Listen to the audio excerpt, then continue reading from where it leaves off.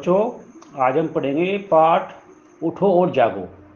तो बच्चों, ये जो पाठ है हमारा, ये हमारे एक महापुरुष हुए हैं, स्वामी विवेकानंद जी। वे अमेरिका गए हुए थे, वहाँ कई वर्षों तक रहे। तो उन्होंने वहाँ से भारत के नवयुवकों के लिए एक पत्र लिखा और उसी पत्र को यहाँ पर पाठ के रूप में शामिल किया गया है। तो बच्चों, इस पत्र को उन्होंने अमेरिका के एक शहर का नाम है न्यूयॉर्क, वहाँ से 18 नवंबर 1894 को लिखा था। और उन्होंने भारत के जो नवयुवक थे उनको संबोधित करते हुए लिखा कि ये हमारे लिए बड़े संतोष की बात है कि हमारा कार्य अब तक बिना किसी रोक टोक के उन्नति की ओर आगे बढ़ता चला आ रहा है और इसमें हमें सफलता मिलेगी। हमें किसी बात की ज़रूरत नहीं है, हमें ज़रूरत है केवल प्रेम, एकपटता और धैर्य की। इस लोक में भी और परलोक में भी यही बात सत्य है कि यदि कोई कहे कि देश के विनाश के पीछे और कुछ नहीं रहा तो भी उसे ये मानना ही पड़ेगा कि स्वार्थ पड़ता, यानी कि व्यक्ति जब अपना ही हित चाहता है तो वास्तव में वही सबसे बड़ा उस समाज का, उस देश का, उस व्यक्ति के विनाश का कारण है। क्योंकि परोपकार ही जीवन है और परोपकार न करना मृत्यु के समान है। सबके लिए तुम्हारे हृदय में दर्द हो, गरीब, मूर्ख, पददलित मनुष्यों के दुख का तुम अनुभव करो, संवेदना से तुम्हारा हृदय भरा हो, यदि कुछ भी संशय हो तो सब कुछ ईश्वर के समक्ष कह दो और ऐसा करते ही तुम्हें ही शक्ति का, सहायता का और अदम्य साहस का स्वयं ही आभास हो जाएगा। पिछले कुछ वर्षों में मैं अपना मूल मंत्र घोषित करता आया हूँ कि प्रयत्न करते रहो, और मैं अब भी यही कहता हूँ कि निरंतर प्रयत्न करते चलो। जब चारों ओर अंधकार ही अंधकार था तब भी मैं प्रयत्न करने को ही कहता था और अब तो कुछ प्रकाश नजर भी आ रहा है। अतः मैं अभी यही कहूँगा कि प्रयत्न करते रहो, बस अनंत आकाश की ओर भयभीत दृष्टि से मत देखो कि वो नीचे गिर करके हमें कुचल डालेगा। धीरज रखो, धैर्य रखो, फिर तुम देखोगे कि कई घंटों में वह सब कुछ तुम्हारे पैरों तले आ जाएगा।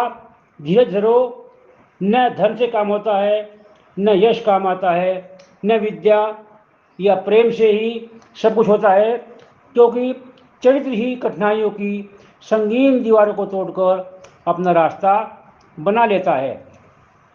अब हमारे सामने समस्या है स्वतंत्रता की। तो बच्चों, स्वाधीनता के बिना यानी स्वतंत्रता के बिना किसी प्रकार की उन्नति संभव नहीं है।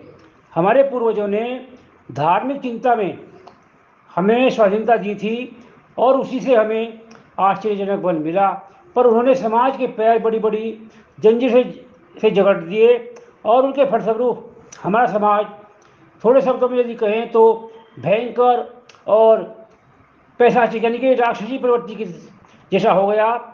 दूसरों को हानि न पहुंचाते हुए मनुष्य को विचार करने, उसे व्यक्त करने की स्वतंत्रता मिलनी चाहिए एवं खान पान, पोशाक, पहनावा, विवाह, शादी आदि की हर एक बात की उसे स्वाधीनता यानी स्वतंत्रता मिलनी चाहिए। तो बच्चों, उन्होंने भारत के विकास के लिए, उत्थान के लिए कहा कि युवकों को शिक्षा का विस्तार करना होगा और अपने जो स्वहित की बुराइयां हैं उनको छोड़ना होगा और ये धीरे धीरे व्यवस्था लानी होगी। अपने धर्म पर अधिक जोर देकर समाज को स्वाधीनता देकर यह करना होगा। प्राचीन धर्म से पुरोहितों से संबंधित यदि कुछ बुराइयों को हटा दो तो तुम्हें संसार का सबसे अच्छा धर्म मिल पाएगा। भारत का धर्म लेकर एक उन्नत समाज गढ़ सकते हो। मुझे विश्वास है कि यह संभव है कि एक दिन ऐसा जरूर होगा कि एक ऐसे उपनिवेश की स्थापना करो जहां सद्विचार वाले लोग रहें और यही मुट्ठीभर लोग सारे संसार में फिर अपने विचार फैला देंगे। इसके लिए धन की आवश्यकता अवश्य पड़ेगी, पर धन आ ही जाएगा। इस बीच अपना एक मुख्य केंद्र बनाओ और भारत भर में उसकी शाखाएं खोलते जाओ। कभी भी किसी मुक्तापूर्ण कुसंस्कारों को सहारा न देना, यानी कि ऐसे जो संस्कार जो मुक्तापूर्ण हैं उनको सहारा बिल्कुल मत दो, उनको सपोर्ट मत करो। रामानुज ने सबको समान समझकर मुक्ति में सबका समान अधिकार घोषित किया था। वैसे ही समाज को पुनर्गठित करने की कोशिश करो।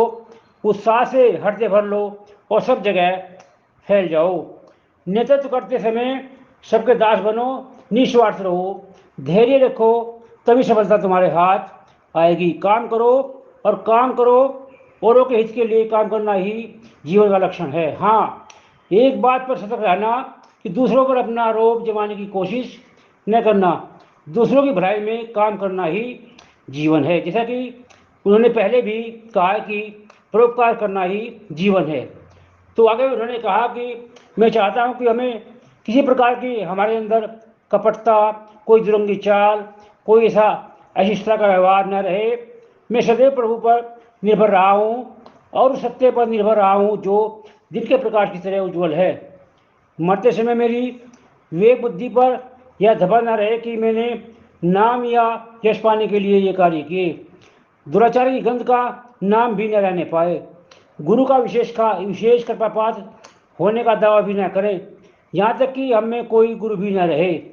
साहसी बच्चों, आगे बढ़ो, चाहे धन आए या न आए, आदमी मिले या न मिले, तुम्हारे पास प्रेम है। क्या तुम्हें ईश्वर पर भरोसा है?